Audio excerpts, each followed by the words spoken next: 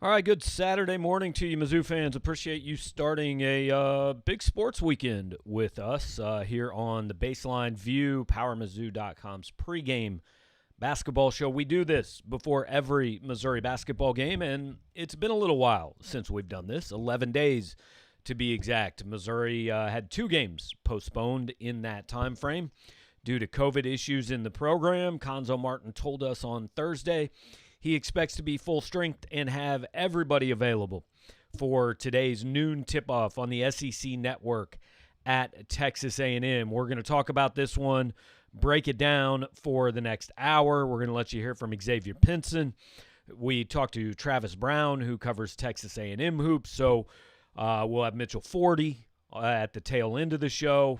We'll talk about this one leading up to tip-off, and then we will be back for the Burger Smokehouse dance class post-game show after Conzo's post-game press conference from College Station, which we're anticipating is sometime around 2:30 this afternoon. We will take your calls. We'll talk about whatever unfolds at Reed Arena, and then we'll let you all go watch some NFL playoffs for the next 36 hours or so. Appreciate all of you who are in here with us at the beginning of the show. We anticipate we'll have some people just kind of filter in as we go along. But your comments are always welcome. Your questions are always welcome throughout the show. Hit the like button, subscribe to the channel, tell people what we're doing here. Again, we do it before every SEC game and before the TCU game on January 30th. We will also do it for whatever postseason games, I should say, that Missouri plays this year, and we anticipate there being postseason games.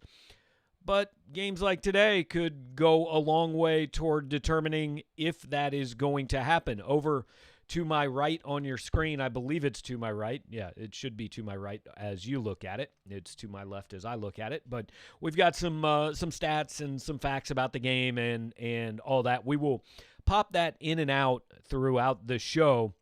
We also want to make room to get some of your comments and questions up, which is actually where we're going to start before we get to any of the interviews and analysis that we have. We'll start with your all's comments, and Cam Cameron starts by bringing up a pretty good point. Today might be, dare I say, a must-win, and it is and it isn't. I mean, no game in a 25, 26 game season.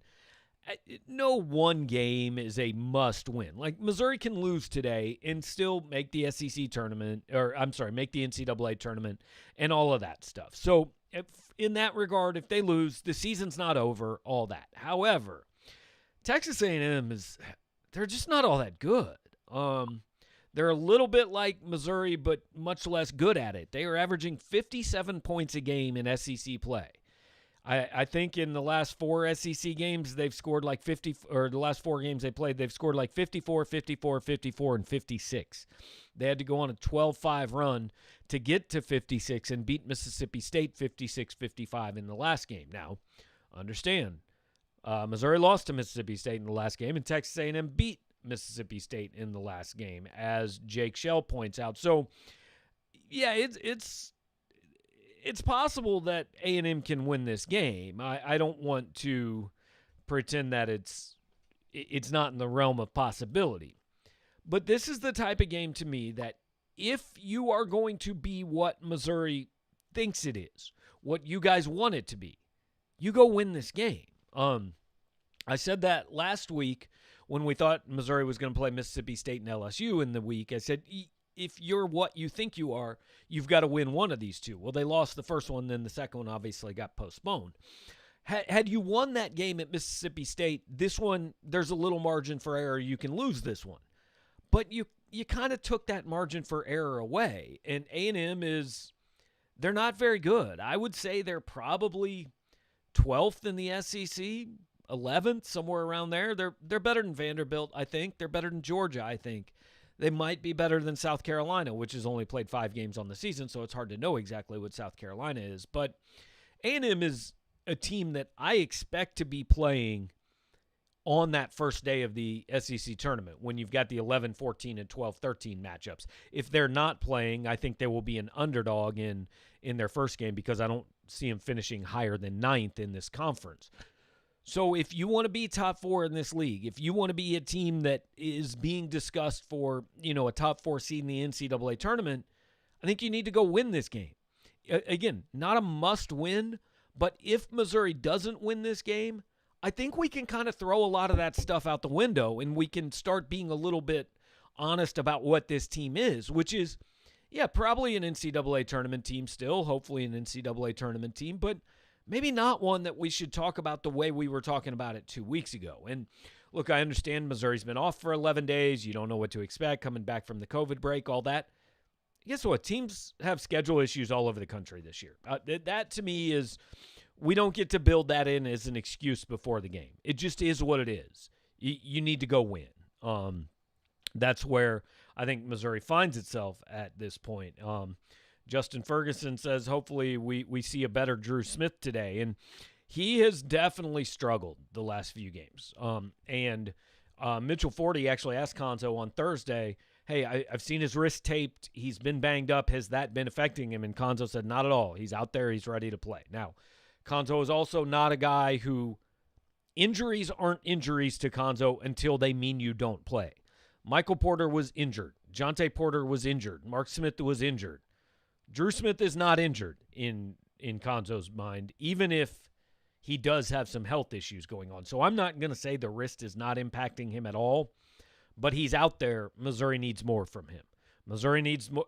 Honestly, Missouri needs more from everybody not named Jeremiah Tillman and maybe Xavier Pinson. Tillman's played 2 really good games in a row. I thought Pinson was good, not great, against Mississippi State. 8 assists, career high, scored 14, although a decent amount of those came after the game was kind of already decided after Missouri had already blown the big lead. But those 2 aren't getting much help. Mark Smith is not doing anything in the last few games. Drew Smith hasn't done much in the last few games. Kobe Brown and Mitchell Smith are missing jump shots. Mitchell was good against Arkansas, and really Kobe was good against Arkansas. But in that Mississippi State game, neither one of them was very good. The bench as a whole isn't providing a lot. Javon Pickett, we know what he is. He's going to give you a game now and then, but he's not a guy you ask to come in and score 15 very often. Parker Brown and Torrance Watson are kind of fill-in, play a few minute guys, but this team is going to go as its starting 5 goes. That probably sounds kind of stupid. Most teams do. But some teams have depth. I don't think this team has a lot of it, to be honest. They need Tillman, Pinson, the Smiths, Kobe Brown to be good. And if they're not, they're going to lose games like they lost to Mississippi State. Scott Clark said he enjoyed the show during basketball or football season. Time to give basketball a try. And Scott, appreciate you doing so. Appreciate you being here with us, and hope maybe you have some friends that want to join us too. I'm not saying you don't have friends. I don't know. You probably do. If you do, tell them what we're doing here. Bobby Brown asking about the layoff. That question probably came in before I mentioned it. It could be a factor. Missouri could look bad for the first 4 to 8 minutes, I think. But again, I can't use that as an excuse. This team needs to go win a game, regardless of the layoff. So what we're going to do real quick before we get into some more of your questions and comments and all that, every week on the show, we try to let you guys hear from a Missouri player. This week was on Thursday. We talked to Xavier Pinson, and I want to warn you guys, when this starts, we can't control the way that players set up their cameras and their screens. So the first minute or minute and a half of this video, I think, X's head is kind of just at the bottom of the screen. You can't really see him very well. It does get corrected, but just stick with it. Interview's probably 4 or 5 minutes long, so we'll let you hear from X Pinson and then come back. X, after that Mississippi State game, after that loss, was it frustrating to have a week where you couldn't go back out there and correct things on the court? Or how did you guys kind of approach as a team the time you had off the past week? I would say we were anxious and hungry to get back on the court, of course. But, in a time like this, it is what it is. So we just slowed down, and got ourselves together. Like Coach said, we the only time we had to put in was really much the individual workout. So I feel like we just put our all into that time and took advantage of whatever else we could do. Mitch? I guess when you all went back and watched the film of that second half against Mississippi State, I guess what were kind of some of the things that stuck out to you, and how long did you all kind of work on that or dwell on that before kind of flushing it and moving on? Energy. I mean, we basically just energy and focus. When we go down the teams, I feel like we just gotta have that edge, keep that edge that we usually have in the first half, and that'll make us able enough to control the second half and beat teams. Dave Matter?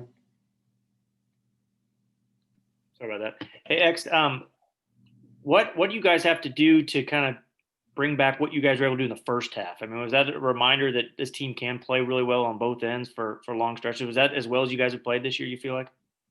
Yeah, the first half was, I would say, phenomenal. I mean, everybody was everywhere. Everybody was doing something. Everybody was helping each other. I mean, the bench was crazy. I feel like that was one of the more perfect first half we could have.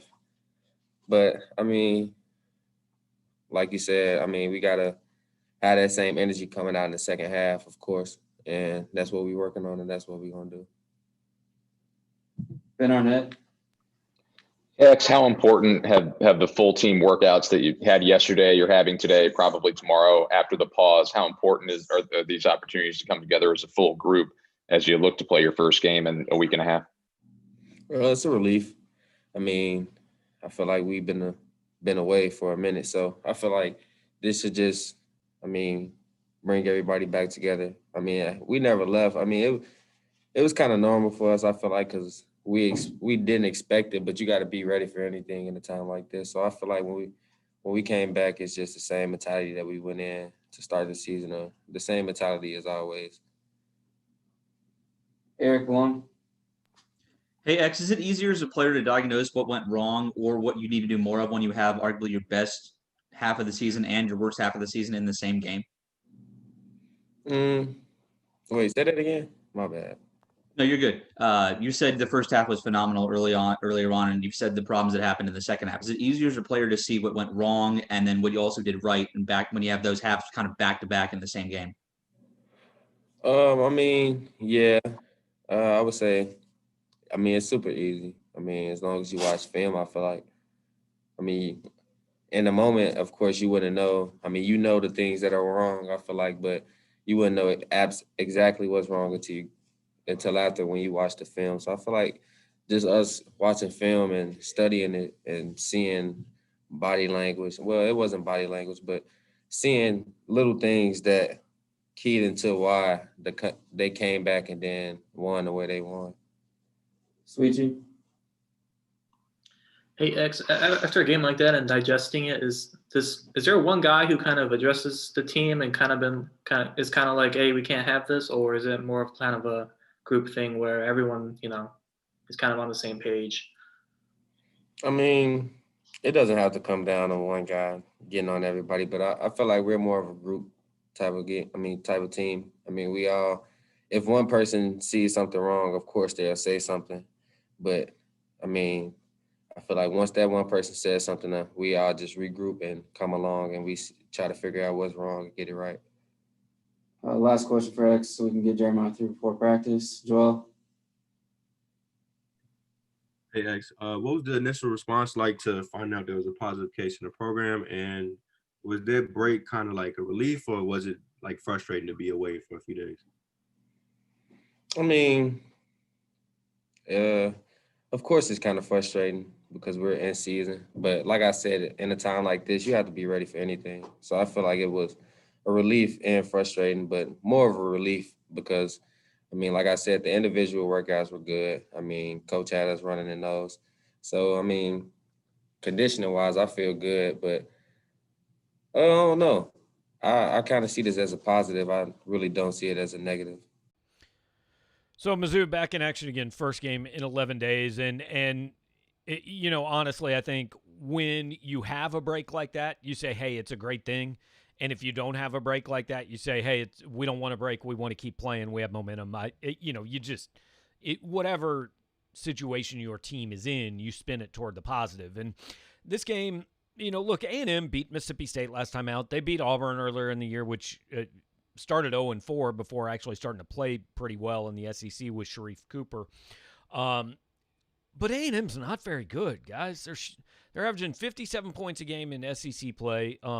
We talked to Travis Brown, who covers A&M, and you'll hear that interview in a few minutes. But he basically said if you can get to the mid-60s, you ought to beat A&M. Their offensive philosophy sometimes comes down to take a shot that puts a guy in position to get an offensive rebound. They don't shoot very well. They don't score a lot. So what you're going to see is probably pretty ugly. That's Buzz Williams and Konzo Martin. They are defensive head coaches. It is 90% defense, and then we get our offense when we can. Now, Konzo looked to have a team and looked to be changing that a little bit early in the year, and they have been better offensively. But the last, 2 of the last 3 games, they scored 53 against Tennessee, scored 68 against Mississippi, or 63 against Mississippi State, and most of that was in the first half. We all know the shooting problems. A&M actually is shooting the ball worse than Missouri is from three-point range this year, or very similarly. They're like 28.1%, I think. Oddly, A&M, for being such a good defensive team, is allowing opponents to shoot 40% from three-point range. So there might be some open shots for Missouri. But getting open shots hasn't been the problem. Missouri has gotten open shots. They haven't made very many of them. And we've talked about this a lot the last couple of years, and I've just constantly said, if you're trying to win every game 59-58, it's going to burn you because one day a team's just going to shoot well, or you're going to have a couple balls bounce the wrong way, or you're going to have a team that gets to the line a lot or hits the offensive glass a lot. You just can't win every game scoring 59 points. That's what Texas A&M's trying to do this year. They're trying to win every game scoring 57 points, and that's a really tough thing. If Missouri can get to 70, Missouri should win this game. If they get to 70 and lose this game, then something went badly wrong on the defensive end, to be quite honest. But again, this is, and I kind of agree with what you guys are saying. This is a big game for the season. I don't think there's any question. As Jared says, huge game today may determine the way the season goes. And while that might be a little bit extreme, yeah, I can see that. Because if you lose this game, you've now lost 2 in a row. You shouldn't lose. You're 1-3 in SEC play. A lot of the things we were talking about 2 weeks ago might kind of be out the window. And so then how does this team bounce back? And I honestly, I'm not going to lie. After the layoff, I kind of lost track of, what the schedule was. So Missouri's next game is at home against South Carolina. I mean, that's a game you would think you bounce back and win on Tuesday. But then after that, it's at Tennessee, at Auburn, and home against TCU, home against Kentucky, and home against Alabama. That's a 5-game stretch where if you're going into that 2-3 in the league, I mean, you might find yourselves fighting for your tournament lives real quick. After that, by the way, at Ole Miss, home against Arkansas. So Auburn and Ole Miss are beatable teams in that stretch, but they're both on the road. Alabama playing as well as anybody in the league. Kentucky at home, you think they win that game, but Kentucky's got a lot of talent. At Tennessee is a probable loss. Arkansas at home, who knows?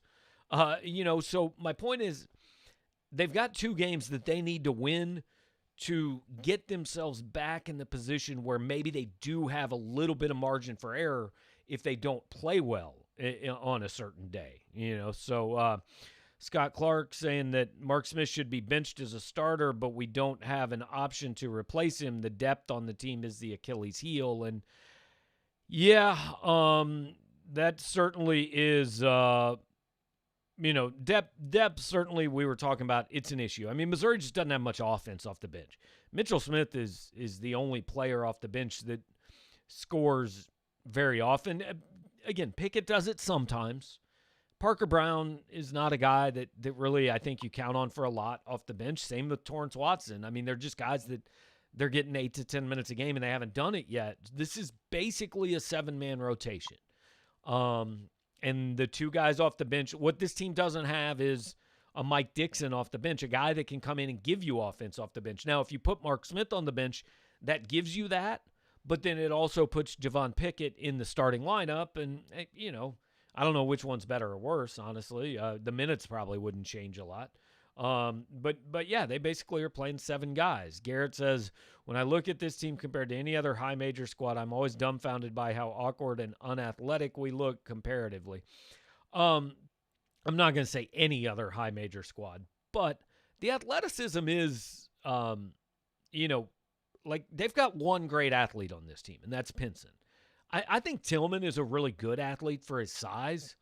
He's not an uncoordinated 6'10" guy, but Drew Smith, like his strength isn't athleticism. Mark Smith, he looks a little stiff. Pickett's not a great athlete. That's not his game, So I understand when we talked about this some after the Mississippi State game on the postgame show. I understand the concerns with the overall athleticism of the team. No question. Justin says it's really noticeable on the 2 through 4 positions, and that would be, that would be Mark Smith, Kobe Brown, who's not a great athlete. Again, Drew Smith, Pickett. You're right. They don't have kind of that long, lanky guy that can really run that you just look at and say, wow, that's a really athletic player. I agree with that. Todd Julian's, being a Mizzou fan, we're ranked 17th and all annoyed the team is underperforming. These guys are good. Big win tonight. I think it's a result of the last time we saw them play was as bad as they've been, right? And started out 6-0, now have lost 2 of 3. It's not a bad season. They're not underperforming. Everybody should be happy with where they're at. But you can also address some signs that you see that this could be a concern. And, hey, if they go out and win this game by 15 today, like I think they should, then, hey, everything's good. Come back, beat South Carolina. You're sitting 9-2 going into that tough stretch I talked about, including 3-2 in the SEC, and you're feeling okay about things. But you drop this one, and all of a sudden you're feeling a little bit less good. And I've talked a lot about how it's basketball. They play 30 games. Every game isn't a referendum on the season, but every game is a data point and a chance to kind of talk about, where they stand overall in the bigger picture. Kyle McCormick, I would say Bugs makes it an 8-man rotation, but he isn't a scoring threat either. And that's true, Kyle. I completely forgot about Drew Bugs. It's an 8-man rotation. You're right. I think I forgot about him simply because he hasn't, he's scored 2 points. He's not an offensive threat. That doesn't mean he's not a contributor, anything like that. But you're right. It is an 8-man rotation, not a 7-man rotation, and that certainly is an error on my part there. So, again, tip-off coming up at noon on the SEC Network. You can see there, put up the stats. Mark Smith, still this team's second leading scorer, but that was built largely on, I don't want to say lesser competition necessarily, but non-conference games for the most part, certainly. I need to change this. It says MSU. They are not obviously playing Mississippi State. They are playing Texas A&M. And A&M is led by a guy named Emmanuel Miller, 16 points, 8 boards a game, really good. They have some other guys capable of going off on any given night, but Miller's been the lead guy for this team. A&M's won 3 in a row in this series. Missouri needs to break that streak. Now, I could talk plenty about Texas A&M and give you kind of the 30,000-foot view from up here in Columbia, Missouri, but rather than do that, we try to talk to somebody who knows a little bit more about the opposition before every game. And so we talk to Travis Brown, who covers the Aggies for the Bryan College Station Eagle. Want to play that conversation for you. It's about 10, 12 minutes long, and then we'll come back, take some more of your questions, hit up Mitchell 40, and lead up to tip-off. All right, we're going to check in now with Travis Brown from the Bryan College Station Eagle, covers Texas A&M hoops. Travis, how you doing, man? Doing well. How are you? Hanging in. Trying to remind myself up here that it's basketball season again because it hasn't been for a few days. And look, I mean, we're in full disclosure. We're recording this Thursday afternoon, and who knows? We could get to Saturday morning and find out this game's not being played. But as of now, we think it's being played. So that's kind of life covering college sports this year. Yeah, I mean, you have the pandemic you have here in Texas on I went and covered a high school game on Tuesday, and there's snow on the ground in College Station, Texas, and then today it's 70. So anything can happen this year. Right, right. Is every day we wake up and keep going, that's a good day right now. But we want to talk a little bit about obviously Saturday's game, and nobody's sure what to expect out of Missouri right now because they haven't played for 9 days. A&M did get its first SEC win, beating Mississippi State. That was the last team Missouri played too. Things didn't go as well for Missouri in that matchup, but Buzz Williams obviously was a pretty big splash of a hire, and everybody I think understood he had a little bit of a rebuilding project to do when he got to College Station. So where's he stand kind of in that process? I think that he's still very, very squarely in that rebuilding process. I think last year they kind of lucked out when they realized that they had a talent like Josh Nebo who they could kind of formulate in their own system, and that gave them an extra year. I think this year has been a little bit more of a growing pain because they don't necessarily have that same strong post present, that guy that they can run everything through, and that defensive force that Josh Nebo was for them last year. But that being said, they have their moments like on Wednesday where everything just kind of clicks. They come together. They're a team that is going to slog through the game, going to try to make it a low possession game, play a lot of hard defense, so it's not going to be pretty basketball.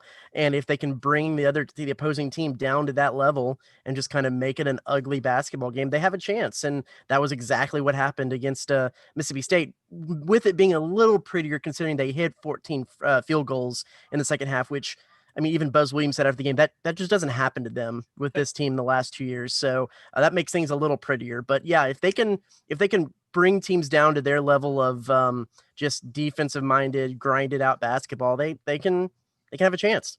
Yeah, I mean, I cover Conzo Martin. I know a little something about ugly rock fights of basketball games, and I mean, I think A&M's last 5 games they've scored like 54, 55, 54, 54, and they managed to get to like 68 one time. But I mean, what's the number for Buzz's teams? Like, hey, we need to keep this under 70 to really have a shot, or is even that a little higher than he'd like? It's probably a little higher than he'd like because, I mean, yeah, I think like all three of A&M's previous SEC losses, I think we're right at 54 points, like something ridiculous like that. So yeah, it has to be almost under 60 for them to really have a chance. I mean, the yesterday was slightly above, but again, like I said, they hit 14 field goals in the second half, which I don't think has happened in either of the 2 seasons that Buzz Williams has been here. So, yeah, it has to be low because they're defensive minded first. And I believe it was Tom Hart that was on the call last night, said it pretty true. If Buzz Williams had to pick to make a buzzer beating shot or make a buzzer, a last second defensive stand, I think he'd rather have his team try to make a last second defensive stand because that's the focus. That's the focal point of the team. Yeah. So obviously they're lacking some pieces offensively, but is this a team that you think plays this way? I mean, how good are they defensively? Are they this way because they have to be, or is this like an elite level defensive team? No, I don't think they're an elite level defensive team. I just think that is, if you want to talk about a football coach, or Buzz Williams is a defensive minded basketball coach. I mean, he everything needs to start with the defense. He's formulated his own kind of defensive system he calls cover 2. It is if you want to call it a matchup zone, it's kind of a matchup zone, but that's a little disingenuous to what it is. It's a little bit more man to man, but the whole point of it is we're going to crowd the box, the lane, and try to prevent any touches or any penetration that way. And basically the opposite side 3-point is just going to be wide open. So if you're a team that can get it over to that opposite corner and that guy can just start drilling threes, you're going to beat A&M. But he's a very mathematical guy. He kind of has an equation for how a team has to win a game. And that equation says if you make the other team shoot corner threes all game, their chances of winning are a lot better than the team shooting, bunnies under the basket or trying to dribble penetrate. So when they do that well, when they keep the touches at a minimum inside the lane, and keep the paint points down, that's when they have a chance, because even the teams that have a hot 3-point shooting guy, he's not going to make threes the entire game. So yeah, I mean, I it's a little bit more of the system necessarily than the players, but that's what they focus on. I mean, they are that system and those plays and the way they do it is so ingrained in the system that there's times that Buzz says they don't even really run offensive sets. It's kind of like, we're going to make sure we get the ball to this guy and hope that we have enough guys down there to get offensive rebounds, to get the the high percentage putback. And that's kind of our whole offense. But the defense is sound and set and practiced and memorized. Yeah, I'm not sure how much you've gotten into this matchup yet, but standing and hitting open threes is not exactly Missouri's strength this year. In fact, Missouri fans are going to have nightmares hearing that breakdown, because Missouri fans keep screaming, please quit shooting corner threes. We never make any of them. So it'll be interesting to see what happens. Offensively, I mean, Emmanuel Miller's the guy. He's leading scorer, almost 17, leading rebounder, 7.5 a game. Is it as simple as shut him down and A&M may not have another guy capable of coming out and beating you, or are there other guys that you think can do it? Yes and no. I mean, I think he is the most talented player on the court by far. And so if you shut him down, it makes life easier to beat A&M. But, JJ Chandler was the high point scorer last night. He's a guy that can try to get, who tries to get hot at the 3-point range frequently, and sometimes it works. I think last night he hit or two that helped them out. Against Tennessee, Savion Flagg hit 3 consecutive threes. He's a guy that has kind of been the face of the program for the last 4 years, and should be a guy that should be considered one of the biggest threats. But he's just streaky, and the joke always is when February comes, that's when his game turns on. And it's not February yet, so we'll see. He's another guy that can make stuff happen. It really and truly is just which team shows up, and which players show up to each individual game. Emmanuel Miller's been the most consistent guy, and so shutting him down certainly helps. But you never know. Quentin Jackson lit it up in A&M's first game of the season, and he's kind of been cold. Every one of these guys has the potential to be a high point guy. It's just which one shows up, and more frequently than not, they don't show up. It seems to me like I covered Savion Flagg playing in the Big 12. I mean, I'm sure he probably hasn't been there quite that long, but it definitely seems like he's been there that long. Pretty much. A guy like that I'm sure Missouri opponents think, how many years, how many years did Jeremiah Tillman get to play in college? And listening to the defensive philosophy, and look, he's the key for Missouri kind of every game, but is that the guy that A&M really has to look at and say, hey, we've got to limit Tillman and force them to beat us from somewhere else? Yeah, yes and no, because the way that I almost said Jimbo, the way that my seasons are all mixed up right now. Oh, yeah. The way Buzz's system works, they don't necessarily key in on one player. I mean, it is a team system that just specifically keeps points out of the paint. And so that doesn't, we have frequently seen that some of the A&M's opposing players' best players have kind of gone off, because it's not like anybody, they're not doing a box and one. They're not, keeping an extra eye on. They're not really changing their system or changing the way they play defense based on one player, the strengths of one player. They're just sticking to what they do. Now, that being said, if they feel like one player is getting a little bit of get on a little bit of a streak, like I just forgot his name, but the Iverson Molinar, yeah. The Mississippi State player last night scored 14 points in the first half. What they did was they extended the half court defense almost all the way to half court, just to try to prevent the opposing team to set up their play and get late in the shot clock. So I think preventing the paint, touches in the paint, points in the paint, getting deep in the shot clock is more of a concern than maybe any one individual player, which, for better or for worse, that's what the system is. Couple of quick ones, and we'll let you run. I know you got plenty of stuff to do. Missouri fans' main impression of Buzz, I think, is from like 10 years ago in the NCAA tournament when he was at Marquette. He was To put it nicely, kind of a raving lunatic on the sidelines. Is he still? I mean, looked like he probably could have lost 10 pounds in that game. Is that still the way he is during games? Still one of the most active guys around? He is extremely animated, and the way that he has frequently described it to us is that with a new program with teams that aren't necessarily just fully embedded in what his culture is, he has to. The one thing that he can do on the sidelines is to try to be a source of energy. So you will see him jumping up and down. You'll see him in a defensive stance when his team is on defense.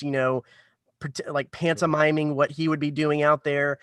Frequently sweats through his shirt and has to change at halftime. Just don't ask him about that because that's kind of a touchy subject with him. Okay. But yes, he will be up and down. It has almost become an annoying trope for people who have to watch a lot of A&M games on TV that eventually at some point there's going to be a Buzz cam where they have the split screen and one camera's just on Buzz doing his thing and the other is on the court, and they're going to laugh and talk and joke about what Buzz is doing. But yeah, he and especially this year with limited crowds. I mean, when Tennessee came to town last week, because they had a couple of Texas players, there was probably as many Tennessee fans in Reed Arena as there was A&M fans, and he just tries to bring that energy himself and be an example for the bench to try to get going as well. That was the last thing I wanted to ask you. I know every place has different rules. What are the rules at Reed Arena as far as how many people can be there, and what kind of atmosphere have they had this year? They haven't A&M's communications department hasn't specifically released a percentage. Football was 25%. They haven't specifically released a percentage of how many people can be in there. They've just said it's a reduced capacity crowd. I think part of that is the fact that basketball is a little bit of a hit and miss sport at A&M. When they're good, when they're winning, they'll draw a crowd. When they're not, everyone is just kind of looking ahead to baseball, because football and baseball will pack the stands. So I think it's a little bit of a way not to deter people from coming who might have come anyway by saying, oh, we're only bringing in 15%, 25%, because they're not hitting those numbers to begin with. So atmosphere has not necessarily been great. You have to factor into that too, that the students have been away since Thanksgiving, which is pretty much when the season started. Student turnout isn't great, but when they're there, and sometimes they do show up and pack their side of their end of the stands, it can get a lot rowdier, but they're still not on campus yet, and they haven't been on campus basically for the entirety of the season. So it's a little bit of a moot point in trying to figure out exactly what the atmosphere, what the attitude is towards the team this year because of that. All right, well, Travis, appreciate it, man. First one to 60 wins on Saturday. I guess we'll look forward to it. I like what you said. It's going to be a rock fight. We're just going to throw rocks at each other and see who stands up the longest. All right. So Travis Brown from the Bryan College Station Eagle. I thought really good breakdown of what Buzz Williams does, what this A&M team does, and so hopefully you guys learned a little bit about what to expect, and what to expect I think is ugly. I don't think we're going to get to the end of this game and say, wow, that was really fun to watch. I think we're much more likely to get to the end of this game having to wipe some blood from our eyes and just kind of hope the team you want to win scored more points than the other one. If Missouri gets to 70, they're going to win this game. If they get to 65, they might win this game. If they get to 60, they might win this game. A&M is not a team that's going to scare you a lot offensively. So Missouri, I don't think has to be great offensively to win this game. They just have to be, decent. And want to get back to some of your comments before about 5 minutes from now, we're going to dial up Mitch Forty and get some of his thoughts.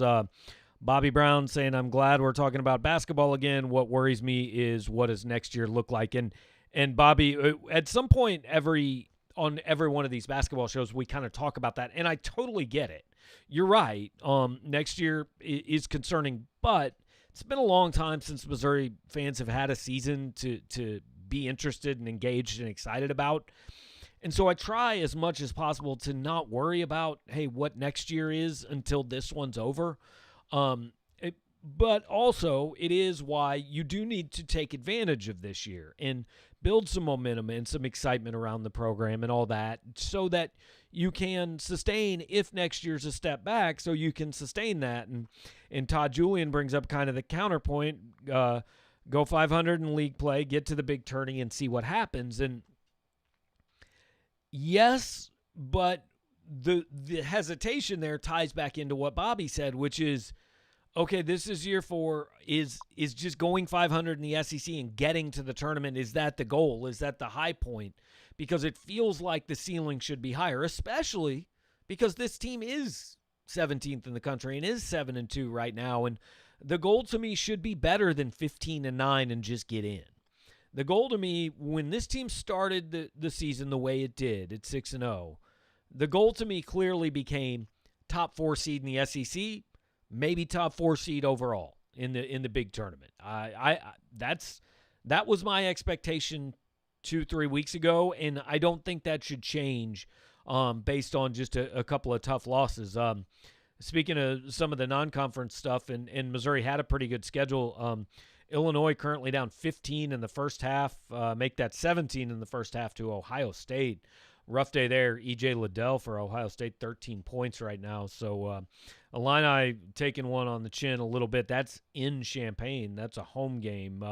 Todd says, wouldn't be surprised. I'm struggling, guys, to make these to adjust the size of these comments and make them a little more vertical rather than horizontal, so that maybe you guys can see them a little bit better. I'm not sure what's happening there. I don't want to cover up my face, and I know that's why you guys are here, to stare at me talking for 45 minutes or whatever. But anyway, Todd says, wouldn't be surprised this year if they missed the tourney or if we made a run to the Elite Eight. Look, if this team misses the tournament after a 7-0 start, that's hugely disappointing.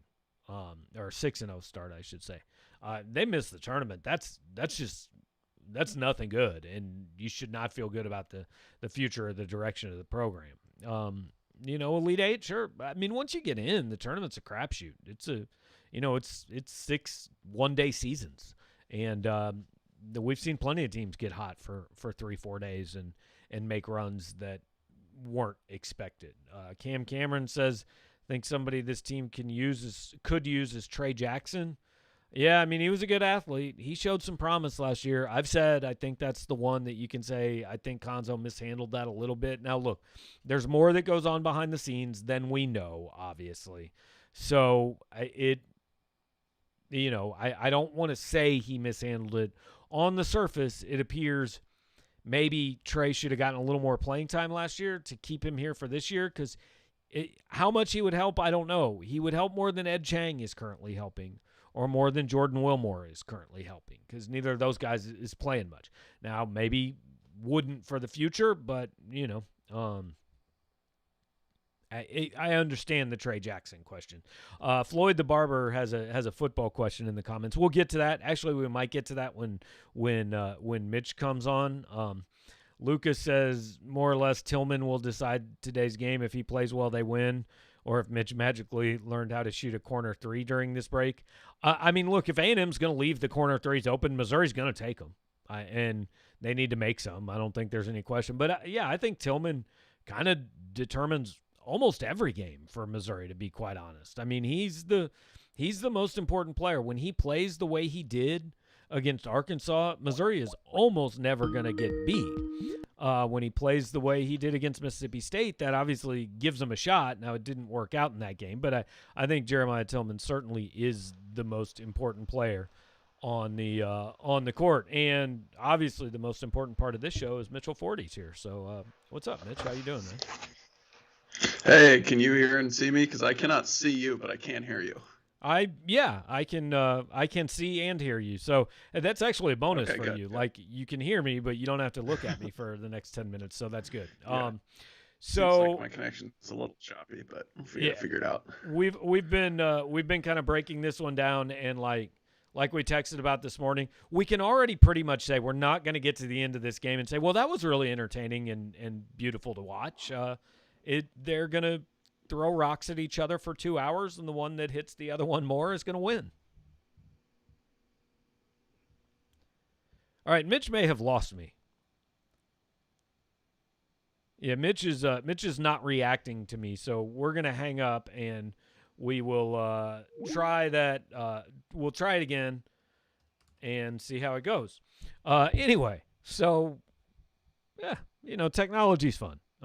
We go back and forth. I'm actually I will mute Skype and I will call Mitchell back right now, and hopefully we will get him on to break down this game, and we can talk about it a little bit. We shall see if that actually ends up happening.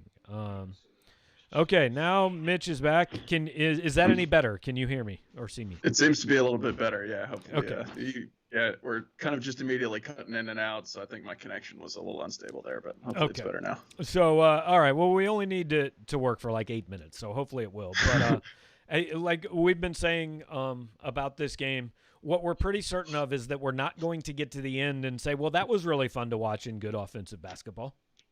Yeah, probably not. It's not like Texas A&M is a defensive juggernaut. They're in like the 250s in Ken Palm in defense, but if they're going to keep the game competitive, it has to be in the 50s or low 60s. And they were pretty effective at guarding Missouri last season.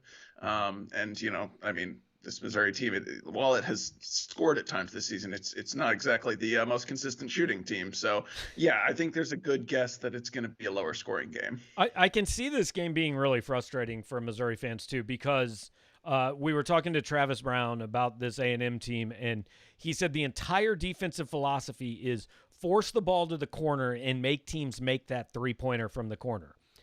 And that's exactly the shot Missouri fans are tired of seeing this team take. But I was just saying, if they're open, they're going to take them. I could see Missouri attempting 25 threes today and fans being very frustrated with the whole thing. Maybe, but man, I don't know. I mean that's what got Missouri in trouble against Texas A&M last season, was that more than half of their shots in both games came from three. I think they attempted like 99 threes across 2 games or something like that. It wasn't that many, but it was a lot. It was like, I think it was 99 field goals actually and like 60 something threes. But anyway, it was, and they didn't make them, and they're even worse shooting by percentage this season. So yeah, I think, while those shots may be there, and if they're falling, and even if you're hitting 1 out of 4, you don't want to totally pass them up, but you don't want to just, do that to the detriment of driving to the basket and getting to the free throw line. Yeah, I'm not sure we're doing our business a lot of favors with this preview, because Justin Ferguson now says he may not even want to watch the game. So we're driving people away from the game 15 minutes before it even starts. But what do we know? Our predictions are usually wrong. So. 100%. Right. It's going to be like 91-87 now. But like you and I both kind of had the same thought when we're looking at numbers and doing stuff, getting ready for this. A&M's not good. Like, this is a game you got to go win, right? Yeah. Looking at them, first of all, they have either the second worst or the worst. It was the second worst. I think it's now the worst turnover rate among Power 5 teams. Yeah, it's like 24.8%. Yeah, they've scored in the 50s in all but one SEC game. Their 2 wins in SEC play have come by a combined 3 points. Their 3 losses have come by a combined 61 points. So clearly they were pretty lucky to win those 2 games. Statistically, they should have probably lost them all. It's weird, Missouri's coming off of a very bad second half and a long layoff, so you don't know what the energy is going to be like if they can, get it clicking. And obviously, who knows, A&M could come out and shoot lights out, but you would expect Missouri to be the better team, or at least the more talented team in this game. And when you have that opportunity in the road, you kind of need to take advantage. The way I termed it early, it's not a must-win game. Like, you can make the tournament if you lose this game. But if you want to talk about, hey, top 4 in the league, good seed in the tournament, it's kind of a game you got to go win. Yeah, I agree. And, I think just getting momentum back would be big. There was excitement after the non-conference, and then, obviously the Tennessee loss hurt a little bit, but after, you beat a rival on the road in Arkansas, and just kind of combined the bad loss and the layoff combined, I think kind of killed all the momentum. And I think it'd be big to kind of get some mojo back. Yeah, so we've got just a few minutes left, and want to get in earlier. We got a football question that I saved for when you were on because I figured we can talk about this a little bit. It's kind of the other thing that's on people's minds. Floyd the Barber wants to know what qualities are of primary importance to Drinkwitz and a defensive coordinator, recruiting first, X's and O's second, or something else. I mean, I don't think it has to be one or the other. I think you would like a guy who's good at both of those things. But the truth is, we have absolutely no idea what he's looking for in a defensive coordinator because we haven't seen him hire one yet or have any real idea who he's talking to. Right. Yeah. I mean, yeah, obviously you'd love someone who's good schematically and on the recruiting trail. But yeah, I mean, like I don't know. I think at this point, like Drinkwitz has shown the right things for his first year. You just got to kind of trust that, he probably knew, like we've said, that Ryan Walters wasn't going to be around long term. He had some names in mind and that he's going to, make the hire that makes the most sense for him. And I think the underrated thing that probably a lot of fans don't think about when you're going to hire another coach is how does he fit in with the 9 guys that are already here? It has to be this cohesive group thing. I think that was actually one problem with Odom's staff. You had kind of the guys who had done it Missouri's way, then the guys who had never done it Missouri's way and wanted to do it the way it had been done in Tennessee or Florida or Oklahoma. And offense and defense was very separate, and it always seemed separate, and it never seemed like a cohesive approach. And I think the chemistry in the locker room and all that is something we probably don't talk about enough that has to figure in. Yeah, for sure. And yeah, just, personality-wise, fitting into a staff, I mean, like, not every defensive coordinator could probably come work for like a 37, 38-year-old head coach, and like, so, I mean, yeah, that is definitely a big part of it. So last thing, and then I'll let you go and get set for tip-off and all that.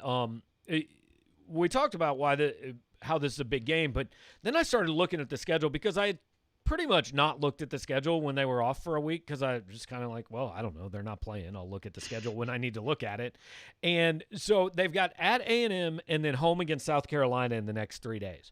But then here's Missouri's schedule after that. At Tennessee, at Auburn, against TCU, home against Kentucky, home against Bama, at Ole Miss, home against Arkansas. Like, that's a 7-game stretch where if you drop one of these next couple games, you're kind of going into that going, we got to find a way to beat 4-3, 5-2 in the toughest stretch of the season. Whereas if you can win these two, you give yourselves a little margin for error, I think. For sure. And like, we don't know which games are going to be made up, if any, but like losing the Vanderbilt game at home kind of hurts because that's as sure of a win as it gets in the SEC. So, yeah, you all of a sudden are talking about, if you drop one of those two, I mean, like I don't think surprise anyone if Missouri's 3-4 in that 7-game stretch. Obviously that's not ideal, but like you could be a 3-4 in that stretch and still very easily be a tournament team because the expectation is, you would pick up wins against teams like A&M and Vandy. And so, I think that, and South Carolina, as you mentioned. So I think that, winning these next couple are important for that reason. Here's an idea that somebody had floated to me that I don't know if they floated it to me like, hey, this is what I think they should do, or this is actually being talked about. But these games that are being lost right now, that week after the regular season that they have built in to make up games, I think you should play them all in Nashville. Like, just get everybody to Nashville and play those games at Bridgestone Arena. And, you're going to have to stay there an extra 5 or 6 days or whatever, but everybody's contained. It's almost a 2-week bubble for that in the league tournament. Mm-hmm. Yeah, that actually makes a lot of sense because it's not even a full week they built in. It's just a weekend. The last SEC games right now are, Tuesday and Wednesday of a week, and then there's the weekend, then the SEC tournament starts the following Wednesday. So that actually would make a lot of sense. I think it's a good idea. All right. Well, we come up with one about once a week, so we'll take it. All right, Mitch, we'll catch you on the post-game press conference. Thanks, man. Sounds good. Enjoy the game, everyone. All right, so wanted to bring in the other perspective there, the other half of our coverage team for you guys. So appreciate Mitch doing that before the game starts. Appreciate Travis Brown from the Bryan College Station Eagle joining us. And then obviously we played the interview with Xavier Pinson earlier. Thanks to all you guys for the comments and the questions and all that, and we'll take those for another 3-4 minutes if you want. Tip-off, it says 12 p.m. That's when the broadcast starts. Tip-off is likely a few minutes after that from Reed Arena. I would guess like 12:03, 12:04, something like that. But a game, Missouri, again, just it's more of somebody on our message board put it a good way. Maybe it's not a must win as much as it's a can't lose. You need a win here for multiple reasons going forward in this season. This is a game that you need to win to get back on track, feel good coming off the break. Hopefully you can score some points, maybe make a few shots, have yourself feeling pretty good going into the South Carolina game at home Tuesday night, which is a game you should win. And if you're sitting 9-2 going into that stretch, I think everybody's going to feel pretty good about this season. I hope they win because it makes a better post-game show, right? Everybody's happier. If we're taking an hour's worth of calls about firing Konzo in 2 hours, it's not going to be the most fun show we've ever done. But we'll do it one way or another. Okay, real quick before we get going here, or before we get gone here, I should say, Pat M wants to know if he should bet on the Chiefs. First of all, I don't know where you're seeing the Chiefs as only a 7-point favorite. I've seen it more 9.5 or 10. I never advise betting on games. I would never advise betting on Chiefs game. They're 7-9 against the spread. I do think the Chiefs are going to win. I do think they're going to win by more than 7 points, but I do not advise gambling on sports. It's a crazy thing that I don't understand why people do, and I would think would make watching games less enjoyable. But you do you, and if you want to throw money on a game, feel free to throw money on a game. So again, we will get it wrapped up here. Tip-off coming up in just probably about 5 minutes on the SEC Network. After the game, I will jump on a Zoom call with Konzo Martin. I will record that. As soon as that is recorded and downloaded on my computer, we will start the Burger Smokehouse Dance Class post-game show right here, same channel. If you subscribe to our YouTube channel, most of you who are here probably already do. If for some reason you don't, if you do subscribe, you will get alerts when we go live. So the post-game show, we're guessing, is going to start somewhere in the neighborhood of 2:30, but if you subscribe, you'll get an alert. So maybe it's 10 minutes earlier than that if it's a quick game. Maybe it's 10 minutes later if it's a slow game, or if Konzo takes a while getting a post-game, whatever. But somewhere in the neighborhood of 2:30, we will start the post-game show. We'll take your calls, comments, questions. We'll talk about everything that happens in College Station today. So Missouri and A&M, just a few minutes away on SEC Network. Thanks for joining us here on the Baseline View. Before you get out, hit the like button, hit the subscribe button, share the show with people. Appreciate all you guys. We're getting kind of a lot of regular viewers and, a lot of the same names, which we like. We always would like to add more as well. So we'll talk to you guys in somewhere between 2 and 3 hours on the post-game show. Again, Mizzou and A&M coming up, SEC Network. I'm out. I'm not going to tell you where to find it on your TV. So thanks for watching. To talk to you later today.